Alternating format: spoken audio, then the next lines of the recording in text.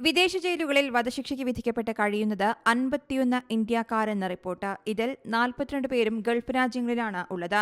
അതിൽ തന്നെ യുഎഇയിലാണ് ഏറ്റവും കൂടുതൽ പേരുള്ളത്. 26 പേരാണ് ഇത്തരത്തിൽ യുഎഇയിൽ കഴിയുന്നത്. ഫെബ്രുവരി 13-ന് കേന്ദ്ര വിദേശകാര്യമന്ത്രി കീർത്തിവർദ്ധൻ സിംഗ് പാർലമെന്റിൽ നൽകിയ മറുപടി പ്രകാരമാണ് സൗദിയിൽ 12 ഇന്ത്യക്കാരും കുവൈറ്റിൽ 3 പേരും ഖത്തറിൽ ഒരാളും വധശിക്ഷയ്ക്ക് വിധിക്കപ്പെട്ട് കഴിയുന്നുണ്ടെന്ന റിപ്പോർട്ടുകൾ വന്നത്. യമനിൽ വധശിക്ഷയ്ക്ക് വിധിക്കപ്പെട്ട് കഴിയുന്ന മലയാളി നഴ്സ് നിമിഷപ്രിയ, കൊല്ലപ്പെട്ട വ്യക്തിയുടെ കുടുംബം ദയാധനം സ്വീകരിച്ച് മാപ്പ് നൽകിയിട്ടും വധക്കേസിൽ തീരുമാനമാകാതെ സൗദി ജയിലിൽ കഴിയുന്ന കോഴിക്കോട് സ്വദേശി അബ്ദുൾ റഹീം എന്നിവരുടെ മോചനത്തിന് ശ്രമം നടക്കുകയാണ്. കഴിഞ്ഞ ഫെബ്രുവരി 28-ന് കണ്ണൂർ സ്വദേശികളായ തയ്യൽ സ്വദേശി പെരുംതട്ടവളപ്പിൽ മുരളീധരൻ, തലശ്ശേരി നെട്ടൂർ സ്വദേശി മുഹമ്മദ് റിനാഷ്, യുപി സ്വദേശിനി ഷെഹ്സാദി ഖാൻ എന്നിവരുടെ വധശിക്ഷ നടപ്പാക്കിയിരുന്നു. വിദേശ ജയിലുകളിൽ വിചാരണ തടവുകാർ ഉൾപ്പെടെ 10,152 ഇന്ത്യക്കാരാണ് ഉള്ളത്. സൗദിയിലും യുഎഇയിലുമാണ് കൂടുതൽ പേരുള്ളത്.